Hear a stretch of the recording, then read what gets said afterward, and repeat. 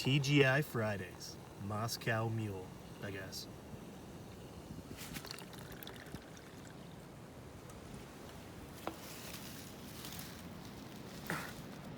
Oh, hey there! This is just Tim shotgunning random beers. Cocktail edition? So might be getting confused. I appreciate you all sending me these beers. Thank you, Jeremy. But just because it's in a can doesn't make it a beer. But if it's what the fans want, it's what the fans get. Here we go!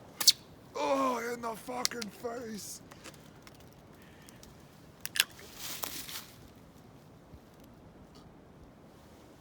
Oh, 1